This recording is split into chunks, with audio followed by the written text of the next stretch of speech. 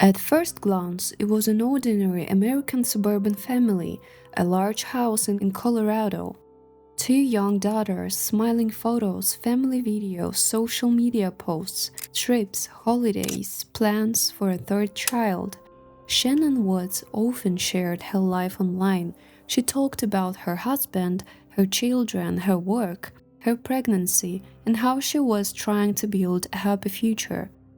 From the outside, it might seem like they had everything many dream of: a beautiful home, a family, a stable job, children, plans, and love.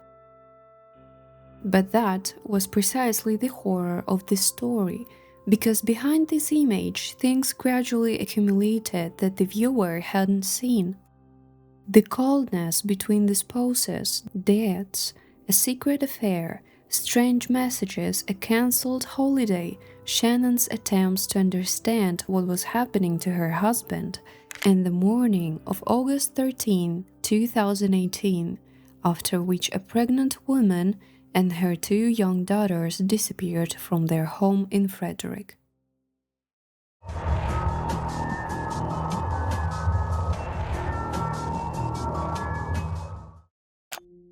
Shanann Catherine Rusek was born in North Carolina. She was energetic, outgoing, very active, and according to her loved ones, a person accustomed to fighting.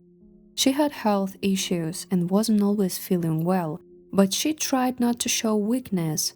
On social media, Shanann often appeared as a woman constantly on the move, working, planning, taking care of the home, connecting with people, supporting others, and trying to make her life better.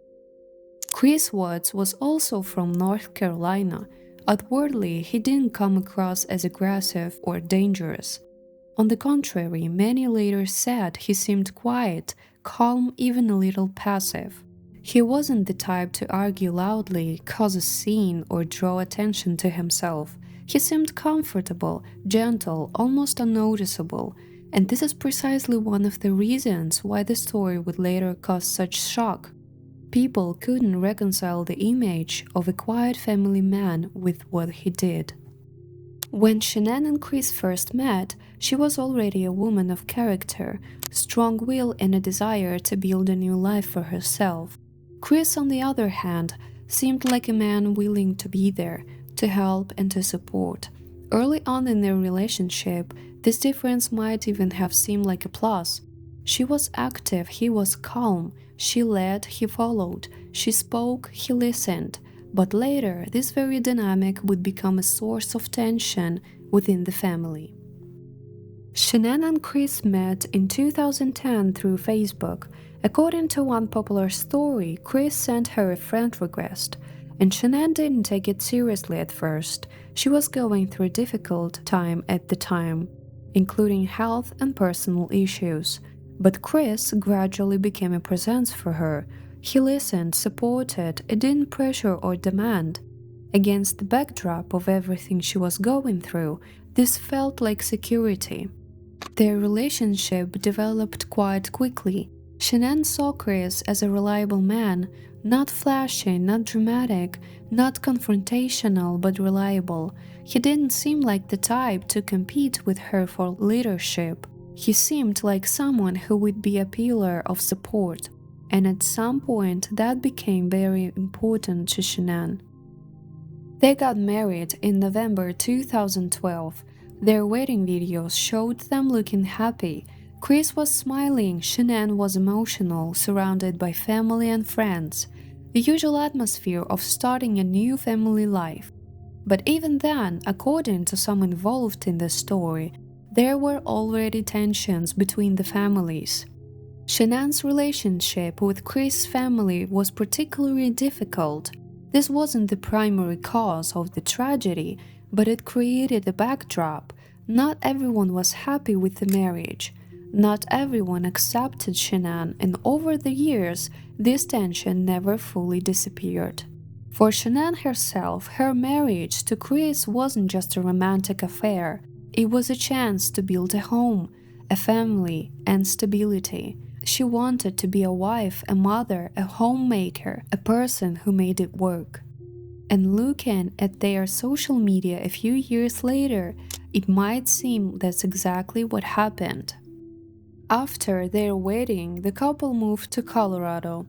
They settled in Frederick in a large house on Saratoga Trail. The house was beautiful and spacious, with several bedrooms, a garage, and a neat facade. For many, it seemed like a symbol of success: a young family, a new home, a good neighborhood, children, and a job. But behind this beautiful home, financial difficulties were already lurking. In December 2013, the couple's first daughter, Bella, was born. She was a quiet, gentle, and slightly shy girl. In videos and photographs, Bella often appeared very attached to her mother and father. 2 years later, in July 2015, their second daughter, Celeste, was born, often called Cece. She was more active, noisy, and lively, with a completely different personality. While Bella seemed cautious and gentle, Cece was a child who filled the room with her own person. Shanann actively shared her family life on social media. She filmed the girls, filmed Chris, and talked about everyday life, illnesses, holidays, and family moments. In these videos, Chris often looked like the perfect father. He played with the children, smiled, helped, and participated in family scenes. The viewer got the feeling that he was a man who loved his family and was fully involved in their home life. But it's important to understand social media doesn't show the whole reality. They show selected moments. A smile can be filmed, an argument can be omitted. Silence over dinner doesn't make it into stories. Deaths are invisible in family photos. An emotional detachment can hide for a long time behind the phrase "we're fine." Chris worked in the oil industry at Anadarko Petroleum. Shanann worked from home, promoting Level's Thrive products. This was a special field where personal image, constant activity, social media motivation, and the demonstration of a successful life were crucial. Shanann excelled at this format. She had a knack for speaking, attracting attention, and creating a sense of movement and energy. But the family was also facing financial problems: a large house, expenses, children, medical bills, and the typical cost of living. All of it weighed heavily. In 2015, the couple filed for bankruptcy.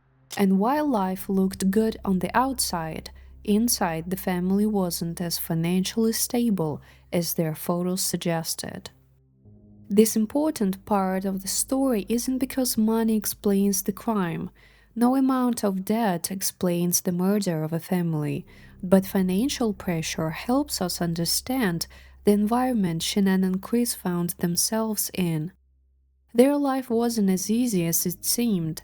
They lived in a house that in itself was part of a beautiful picture, but that picture required money, effort, and constant maintenance.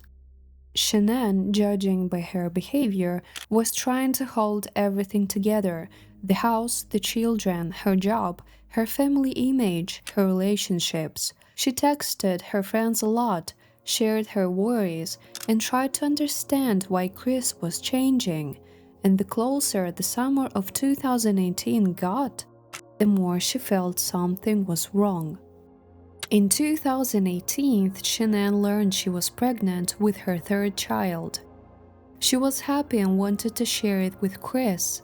There's a famous video where she tells him she's pregnant. He hugs her and seems to react joyfully.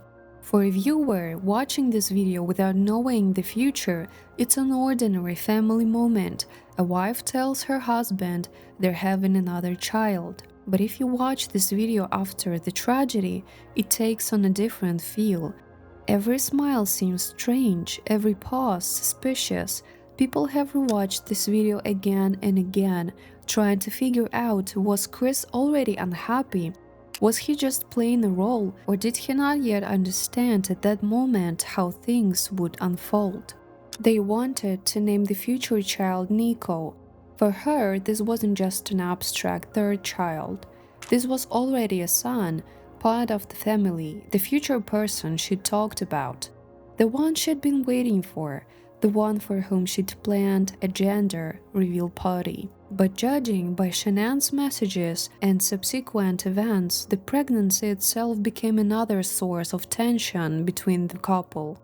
Chris was growing colder, he was becoming increasingly distant, and Shanann couldn't understand what had happened to the man she'd once considered a loving husband. In the summer of 2018, Shanann, Bella, and Cece traveled to North Carolina for about 5 weeks. She visited family, spent time with the girls. Chris remained in Colorado, working and living alone in the house. This period would prove critical. While Shanann and the children were away, Chris began living a different life. He began spending time with his co-worker, Nicole Kassinger. Nicole worked in the same field, was connected to the company where Chris worked, and soon they began an affair. According to Nicole, Chris told her he was in the process of separating from his wife, or that their marriage was effectively over. She later claimed she didn't know the full truth and didn't realize Shanann was pregnant. For Chris, those 5 weeks felt like he was trying on a different life. No wife, no children, no family responsibilities. He met with Nicole, corresponded with her, made plans, talked about the future. And the deeper he delved into this new fantasy, the more his real family began to feel like an obstacle. Hi. It's me. I miss your face. I was just calling to say hi. This is one of the most terrifying aspects of this story. Chris wasn't someone who suddenly exploded after one argument. It was as if he was gradually withdrawing, emotionally disconnecting from his family, and increasingly wanted to start a new life. Not through divorce, not through honest conversation, not through responsibility, but through the destruction of those who stood in the way of this fantasy. While Shanann was in North Carolina, she began to notice that Chris had changed. He responded more coldly to her. He wasn't as attentive as before. The intimacy between them was fading. She texted her friends that she didn't understand what was happening. Her anxiety grew. The moment when Chris came to visit her and the children in North Carolina was especially painful. Instead of feeling relief and joy at the reunion, Shanann felt a sense of distance. He was physically there, but emotionally absent. For a woman expecting a child and trying to keep her family together, this was excruciating. She tried talking to him, she tried to understand what had happened, she tried to discuss their relationship, asking if he loved her, if he wanted this child, if he was seeing someone else. Chris, judging by the messages and subsequent confessions, wasn't telling her the whole truth. He continued to hide the affair and simultaneously became increasingly withdrawn. Shanann had planned a celebration where they were supposed to find out and announce the sex of their unborn child. But due to Chris' coldness and the tension in their relationship, she decided to cancel the gender reveal party. This was a wake-up call. A woman who usually actively shared family events suddenly cancels an important event because she senses something is breaking in her family. In early August 2018, Shanann tried to salvage their relationship. She wrote to Chris, wrote to her friends, and analyzed every detail. She wanted to understand why he wasn't touching her, why he'd become cold, why he was talking as if he no longer wanted a family. Meanwhile, Chris continued to communicate with Nicole. He talked about the future, spent time with her, and created the impression that his marriage was almost over. But in reality, Shanann was still his wife, living in the same house with him, pregnant with their son, and trying to rebuild their relationship. A few days before the tragedy, Shanann went on a business trip to Arizona. She was scheduled to return home on the night of Monday, August 13th.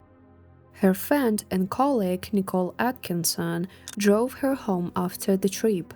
It was late at night, around 2 o'clock. The camera shows Shanann returning home. She was jet-lagged, pregnant, and likely thinking about her conversation with her husband, her children, and her family. She entered the house where her daughters were sleeping, and that was the last time she was seen alive outside the house. According to the version Chris later told investigators after the sentencing, he and Shanann had a difficult conversation that morning. He told her he no longer loved her and wanted to break up. She, he said, realized he had another woman. Then Chris strangled Shanann.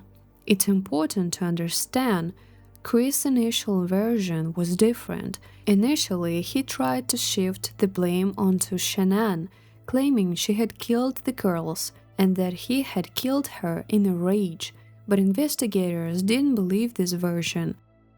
Later, after his conviction, he admitted that he had killed both his wife and daughters.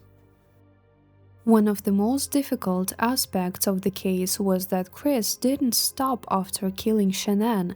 He robbed her body, carried out of the house, and loaded it into his work truck. According to his later account, the girls were still alive when he drove to the Survey 319 oil facility, which was connected to his work. There he disposed of the bodies. This part of the story can't be told lightly, but it also can't be completely ignored, because it reveals the true scale of the crime. Chris didn't simply kill his wife during an argument, he destroyed the entire family, including 2 young daughters and an unborn son. Afterward, he began to act as if nothing had happened. That same day, August 13th, Shanann was supposed to have a doctor's appointment. She didn't show up, she didn't answer messages, she didn't get in touch. This might have seemed strange to many, but some might have waited. Maybe she was tired after a drive, maybe she was sleeping, maybe her phone had run out of battery. But Shanann's friend, Nicole Atkinson, didn't wait. She knew Shanann. She understood that it was unusual for her to simply disappear, miss an important appointment, and not answer anyone. Nicole drove to the Watts' house and saw Shanann's car parked in the garage, but no one was answering the door. She started calling, knocking, texting. Her anxiety grew. Nicole Atkinson's persistence was a key factor in the investigation. If she had decided not to interfere, if she had thought, I guess everything's fine, Chris would have had more time. But she acted quickly. She contacted Chris, then the police, and by daylight, officers were at the house.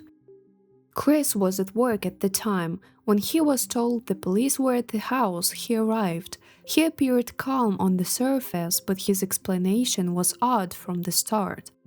He said Shanann could have gone with the children to a friend's house, but her car was at home, her purse was at home, her phone was later found too. Medications and other things a pregnant woman would be unlikely to leave behind were still there. The house didn't look like a place a mother would voluntarily leave with 2 small children. It looked like a place where people had simply vanished.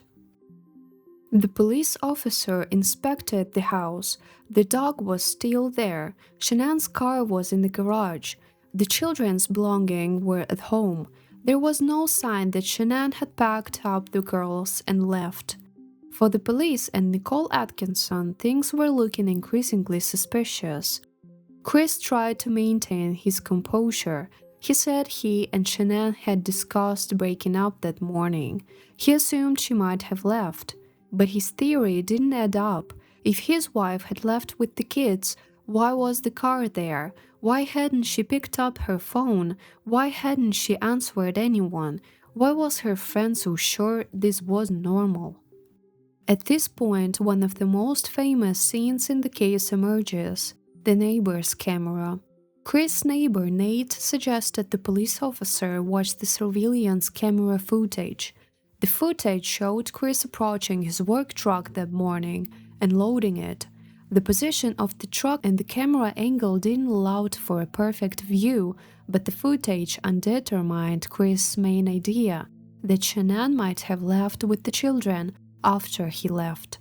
The police body cam shows Chris standing in the neighbor's house watching the footage. He appears nervous. He holds his hands on his head. He shifts from one foot to the other. He tries to make a comment.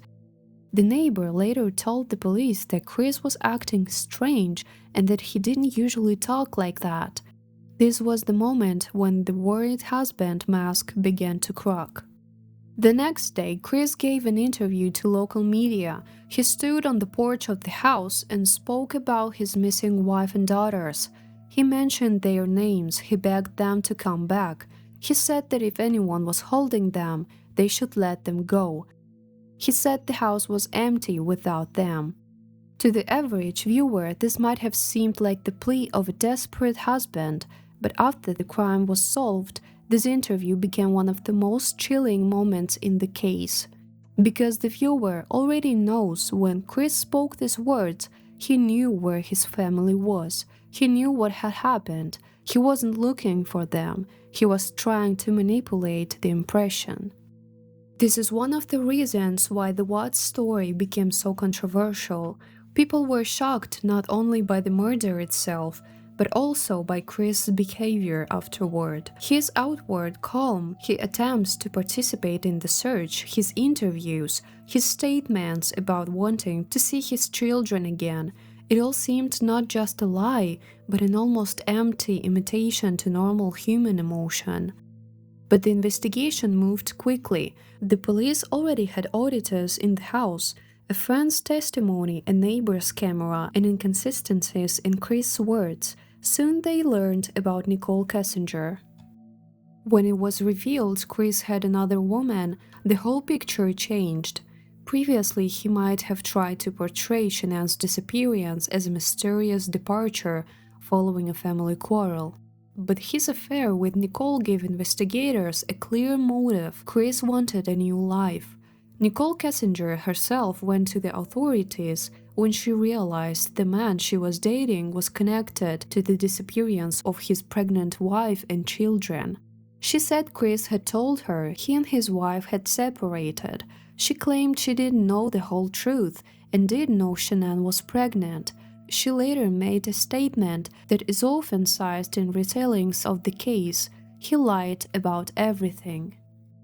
For the investigation, this connection was important not because Nicole became a suspect, but because it revealed Chris' double life. At home, he was a husband and father. In his correspondence with Nicole, he was a man supposedly leaving his marriage and ready for a new future. Between these two versions of his life stood Shanann, Bella, Cici, and the future Nico. And instead of confessing, leaving, getting a divorce, and taking responsibility for the destruction of his family, Chris chose the most monstrous path. On August 15th, Chris underwent questioning and a polygraph test. Investigators could already see that his story was falling apart. He failed the polygraph. After that, the pressure on him intensified. One of the psychologically crucial moments was Chris' conversation with his father. Investigators allowed him to speak with Ronnie Watts, and it was to his father that Chris first told his version of events, admitting to killing Shanann. But he still tried to maintain part of the lie. He claimed that Shanann had killed the girls, and that he, having witnessed this, killed her. This version was convenient for him. He admitted partial guilt, but tried to portray himself not as a child killer, but as a man who lost it after his wife's horrific act. But investigators and prosecutors rejected the story. Further evidence and Chris' later confessions showed it was a lie. After his confession, he pointed out the location of the bodies. It was the oil facility where he worked.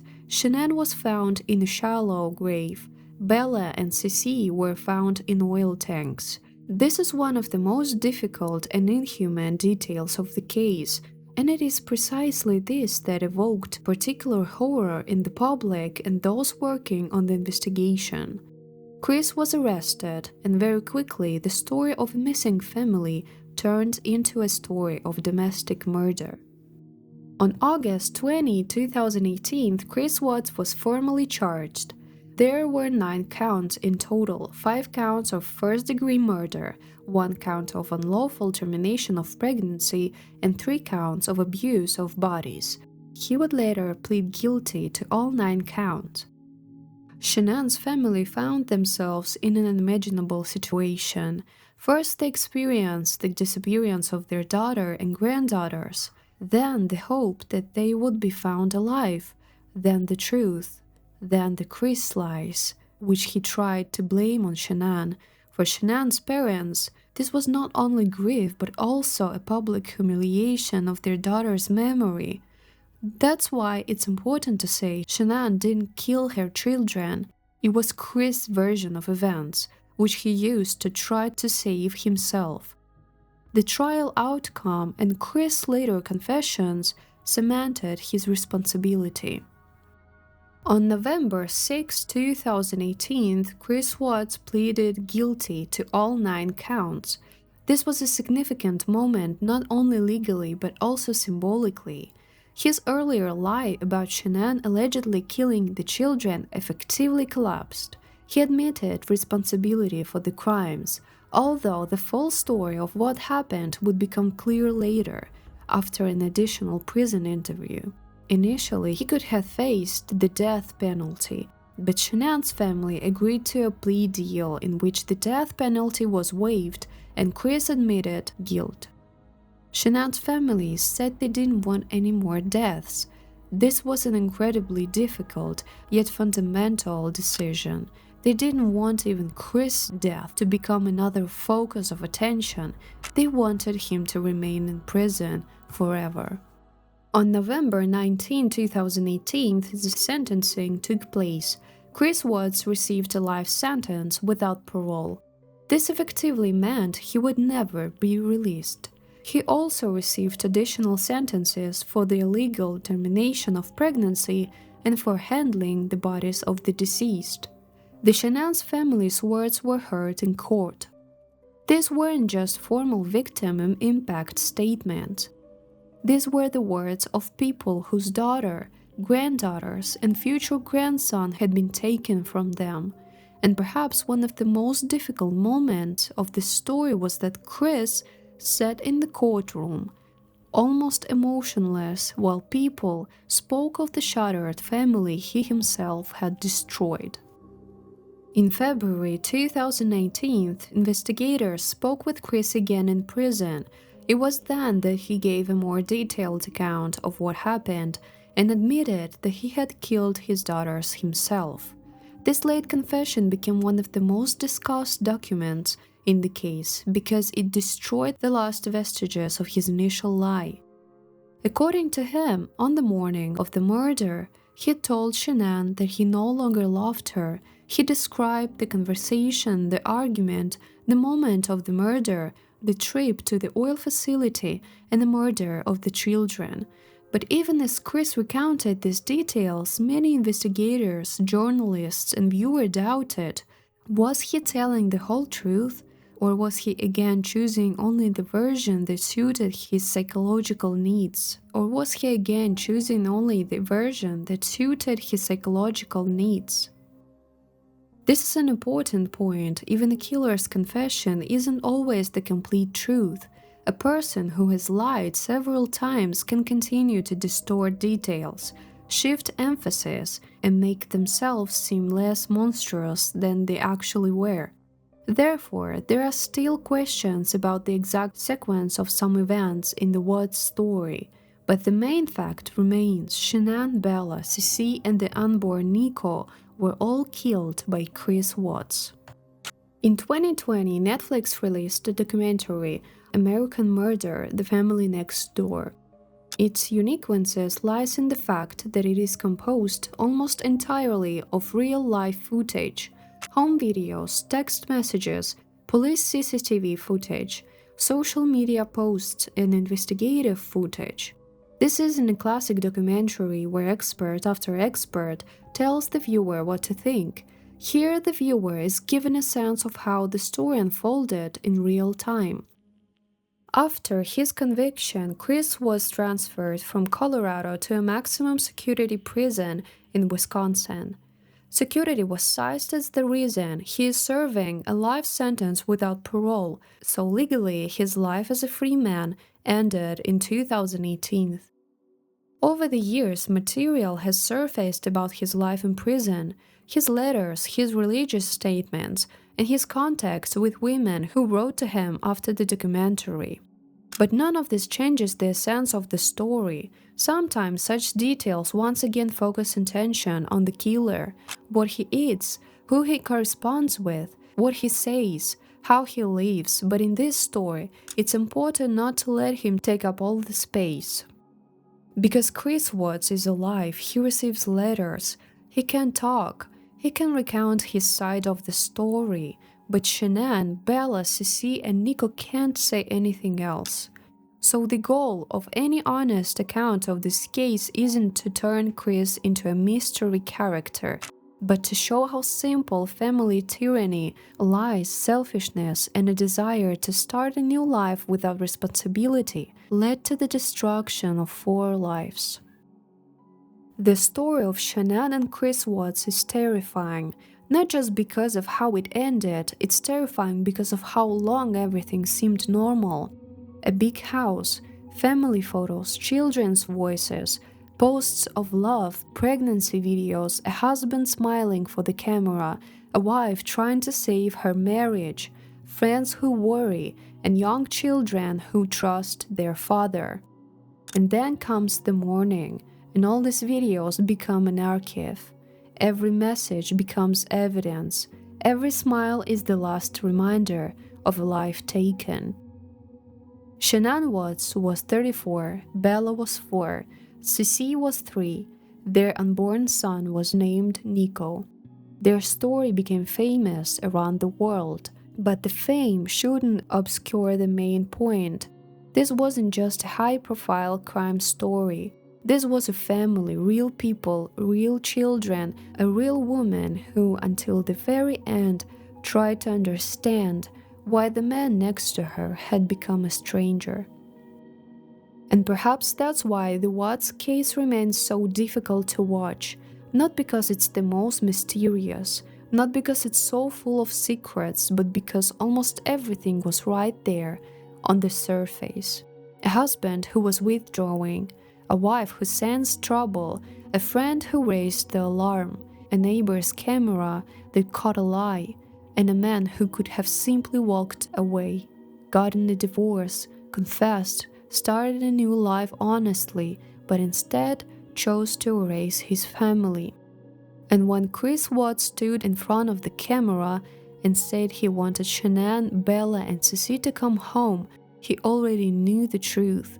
The house wasn't empty because of their disappearance. The house was empty because of him. Shanann, Bella, Celeste, if you're out there, just come back. Like, if somebody has her, just please bring her back. I need to see everybody. I need to see everybody again. This house is not complete without anybody here. Please bring her back. That's it. I can take that mic off you.